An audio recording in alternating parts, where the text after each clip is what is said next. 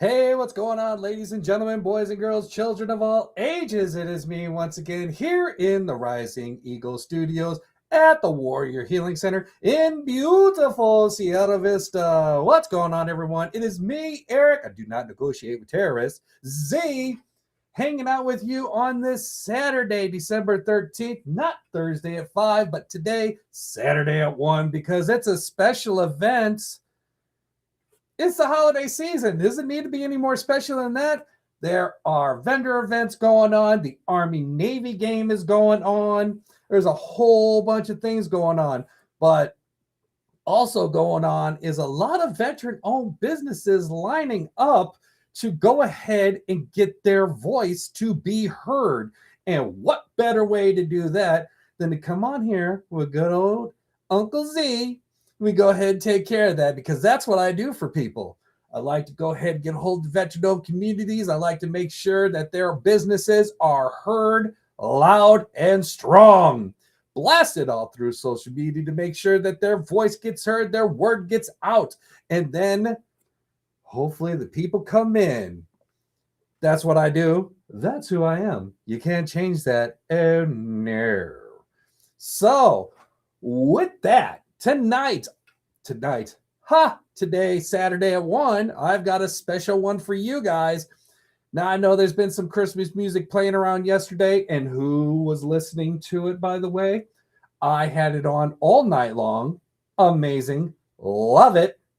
But today for you, I have special interview 1, Mr. Steve Gruden from Always Faithful Dog Training, Southeast Arizona. Been wanting to get him on the show for the longest time, and this guy is out there. He's like, boom, it's like, I got to get a hold of him.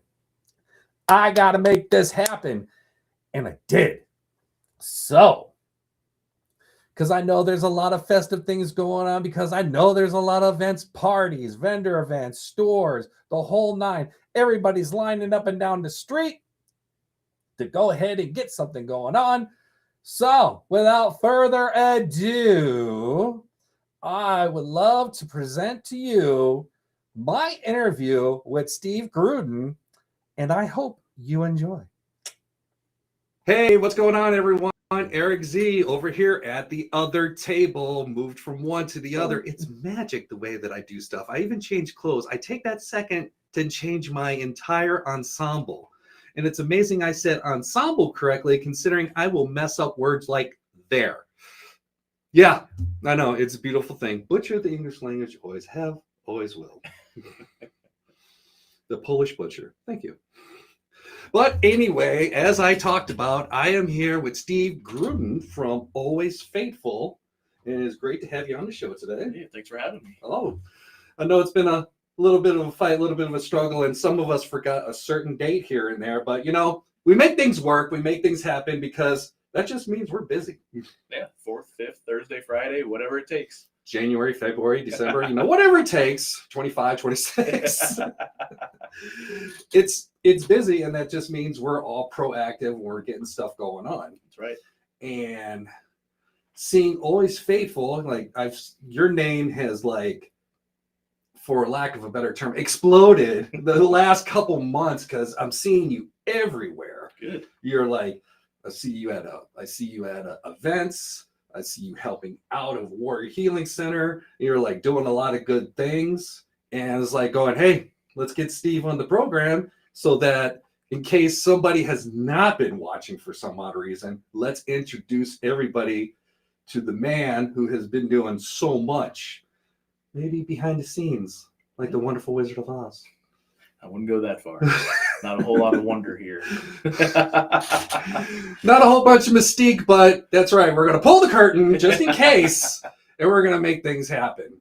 So tell us a little bit about yourself. Yeah, you know, Army veteran. I served from 2002 to 2009. I was a dog handler, military police in the Army. And so I always said the dog handler gig was the best job I could ever have in the entire world. And so if I ever started a business of my own, it was going to be dog training. And so didn't get around to that until this year. So it's been quite a while since 2009 when I got out of the Army, but been doing government contracting, government civilian work since then. IT, cybersecurity stuff, which you're familiar with. Mm-hmm. But yeah, I've got a beautiful wife. We've got some kids, some dogs. We've got a whole lot of things going on. Grandbabies on the way. All kinds of different things that are coming. So just excited to be here. Excited to continue trying to help out around the community and what I can do to help folks out. When you was in the military during that time, 7 years. Mm-hmm. So dog handler. Where were you? Was you here at Huachuca? Yeah. So my first duty station was Korea. Went there, spent the first 14 months in Korea, then got stationed here at Fort Huachuca. Stayed here pretty much the entire time, with the exception of going over to the other desert. That's the sandbox. A little bit different than this one. Mm-hmm. But yeah. What was you in Korea? Yeah, in Korea I was in Daegu. Daegu, okay. Camp Walker. Oh, you was down on the south side. Down on the south side. Yeah. But we were MPs. We backfilled everywhere and all that stuff. So. Yeah, I made it out there a couple times because they had the other CLSCK facility out there. Oh, yeah. So I had a lot of fun playing with those wonderful toys. And the drive's like going, man, they got it nice out here. I can't say anything. I was at Yongsan, so I was like, don't talk too much smack, Erik. Spent a lot of time in Yongsan too. Yep. So, okay, so you came here, you came from Korea, you got here to Huachuca, and I've seen some of the facilities that they use there, and plus remembering what I saw in the past. What are just, and obviously you brought that over for going into Always Faithful, but what are just like some of the techniques that you would train for dogs so that they could be better adaptive to you when you're going out on missions, patrol, or whatever? Yeah, I mean, the number one thing when I was in the service, right, is just making sure that you had full command and control and your dog was trained to do the things that you were asking them to do. So in my case, I had a patrol and explosives detector dog. So we did some of the bite work, we did some of that type of thing, but we were also out there searching for explosives, caches, things like that. So training was nonstop. That was our job. 40, 50 hours a week. If we weren't running missions or if we weren't working road patrols or anything like that, we were training, constantly training. So you had to be very, very good. The dog had to be very effective at what he was doing in order to make sure nobody got hurt. Did you get the guy could put in the full suit so the... Oh, yeah. Lots of times. We always seen that in Germany whenever we go there, like, oh, yeah, they're doing some training. And then you see the big guy and big marshmallow thing start running out there, and Rex got him. Oh, yeah. We've had company commanders, garrison commanders, post commanders. We've had everybody. That kids like seeing that when they like have demonstrations like that. That is so much fun to watch. Those are some of the most fun demos we did. We're at the 4th of July fairs and things. We used to come out and do all kinds of demonstrations. So yeah, it's a good time. And you just do you just train German Shepherds, or do you any other types of dog breeds, or? Yeah, I mean, in the Army, we primarily trained with German Shepherds and Belgian Malinois. Nowadays, what I'm doing today is any dog, any age, doesn't matter. Okay. So yeah, that's basically where I was going with this. When you transitioned over, and obviously your contract job, government job. Yep. Go team. But you finally got into your business, and that's what I was going with. You've had your understanding of the military and their training. How much of that transitioned over to start going into with Always Faithful? Yeah, I think some of the methods transferred over. It's a lot different when you're working with a military working dog or any kind of service dog or sport dog. It's a lot different than working with just a normal pet. Right. There's a lot of different things that we do. So I think the biggest thing that transitioned was just the familiarity, behavior, how dogs learned, how they trained, what was important to them, where the value came from, all those things. So a lot of the methods, some of the methods I'll say probably transferred over, but for the most part, we do things a little bit differently with pets. You do things differently. How so regards, and how much is the owner, if the owner is in fact involved in it? Yeah, so the way I do it, the owner's always involved. Okay. The owner is 100% involved. I will do occasionally, if we've got an extremely fearful case or aggressive case, I may bring them to my home with my dogs. And that way I've got, a full week or two to spend with them on training and behaviors and modification of those behaviors. But for the most part, the majority of the training that I do is in the owner's home with them, with their dog, teaching them the skills that are going to last. It's more important to me if I spend 3, 5, 8, 20 lessons training. I want the owner to have the skills necessary to continue training for the rest of the dog's life. The dog's always learning. Training never stops.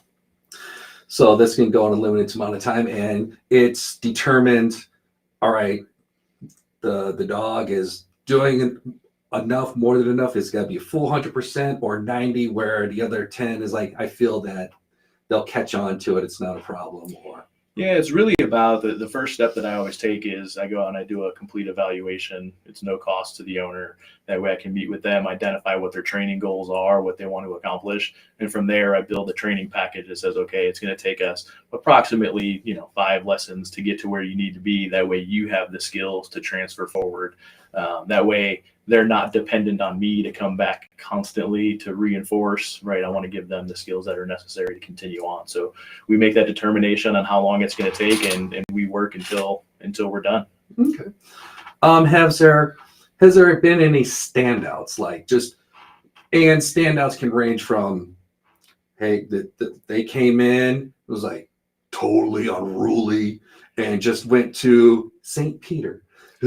We've had a couple. I don't know about St. Peter, but we've had a few where, one of the reviews that someone left me was they were getting ready to put their Jack Russell Terrier down because of the behavior that the dog was displaying inside the house towards one of the individuals in the house, constantly trying to bite and everything like that. And so that was 3 lessons, maybe 4. I think I went back one time afterward just to re-engage and help them understand what needed to be done. And no issues. That's good. Since then, so especially that short time span, like a 3 or 4. Right. Is it rare, or I don't want to say it's common, but is it just like rare that after like so many, if the dog doesn't catch on, is there like any other type of training, or is there just, worst case, go back to the shelter or anything of that nature? Well, there's a lot of different ways to train a dog, right? And so my focus is I've got my primary methods that we use, but they don't always work on every dog. So it's really dog dependent. And then from there, it becomes a problem solving issue, right? So we look at different ways, different methods. What can we adjust? Maybe the dog learns a little differently than another. And so we make all those different adjustments as we go. And it's very specific to each dog, each owner. Every owner can't train the dog the same way either. So everything that I do is based on their environment. It's always changing. That's why I love it so much. There's always a problem to solve. And it's good that you're in something that you love. Absolutely. That's always a good thing, because and this is talking to other people in the past. It's a little something we talked about earlier. It was like, I could do something and I could get buckets of money, but I don't like it. But I could get, and this goes back to a guy that I know. He came back to a job and it paid him more, but he didn't like it. So he went back to a less paying job, but he just loved the environment. Right. That's what I told my wife earlier, is that this isn't work for me anymore. Right. Every day that I go out, every second that I spend working or driving, whether it be out to Rio Rico or Tucson or wherever I'm training in a particular day, it never feels like work because I'm doing what I love. So, no retirement plans, keep training. That's outstanding. Is there, I love that. It just sounds good. Retirement. It just sounds good. Is there, with the breeds of dogs, have you noticed any breed to be more easily trained versus breeds that didn't pick it up in the beginning? I wouldn't say don't pick it up. There are usually it's animal specific. There are certain breeds that are bred for working or training that can be a little bit easier to train. But even then, if you think of a Labrador Retriever, they're known for easily trainable. They're known for being great family pets. But I just had a client a few weeks ago, probably the most out of control Labrador Retriever I've ever seen in my life, right? And so then you have to adjust the training method. So I try and focus on the specific dog first before I look at the breed and try and lump them into, they're going to be easy or they're going to be difficult or whatever the case may be. That's good. When it comes towards training, you train for the dog for the family. Right. Is there any other type? We've had some people on before where they train service animals. Mm-hmm. So do you do anything of that? Yeah, I do service animals. I do therapy dogs, right? I know we've got some folks right down the hall that do a great job with the service animals for veterans. And so there's no conflict or anything. It's all good things for the veteran community, especially. So I do those kind of trainings. I do a lot of obedience training. But what I really enjoy doing the most is behavioral training. Okay. Right. So folks come to me and they say, oh, I want some obedience training for my dog. And then you go out and do the evaluation, and what it really turns out to be is my dog's doing all of these different things in the house, and I don't want them to do that. I'd rather them do this. And so that to me is, let's focus on the behavior. Let's focus on that aspect of it. Obedience training isn't a magic pill. You want to have an obedient dog, but to me, it's how are you behaving inside the home? How are you behaving towards the other folks in the house, or the other dogs or cats, or whatever the case may be. And so that's what I really enjoy the most, is focusing on the behavior side and making sure that the home is happy with the dog in it. Because as you may or may not know, dogs are brought into our lives, into our homes to create happiness, but sometimes they can cause a whole lot of chaos. Oh yeah, that's true. I know having pets in the past is like, when I come home, at least I know one individual that's going to be happy to see me. That's right. Unlike the cat. Now, are you going to be happy to see him if you go in the kitchen and the trash is laid out all over the place? And so those are the might have a conversation, but not about going, you could have told me you were hungry. You could have been like, give me some food. No? Okay.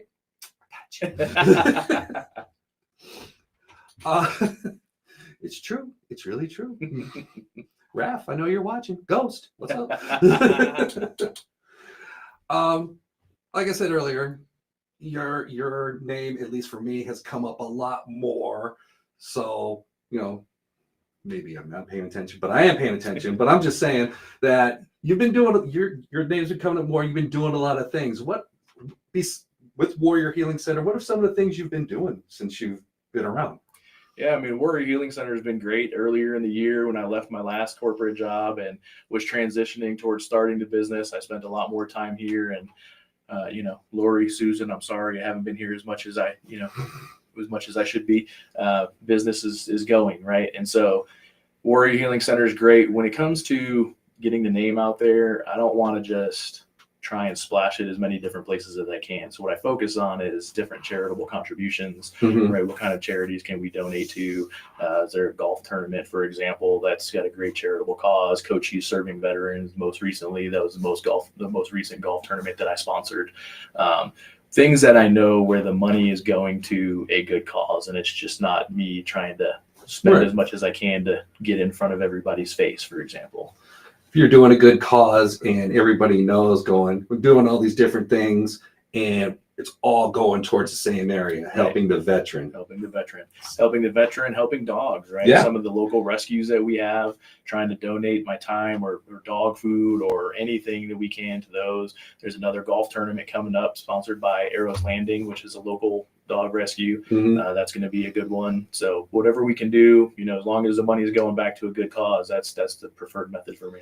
One of the guests I've had in the past, Brandon, he's also done some things for Tombstone Dog Shelter and such. He's had events where blankets, food, and stuff just to help out the pets that are out there that are in need, because sometimes shelters, especially just the one down 90. Yeah. Sometimes there's such an influx of stray pets that are out there. They need stuff to help them, and they're not exactly having the fun. So it's great that you're doing stuff like that. Yeah, there's always a need for it. I mean, the shelters in particular, they're always getting overrun.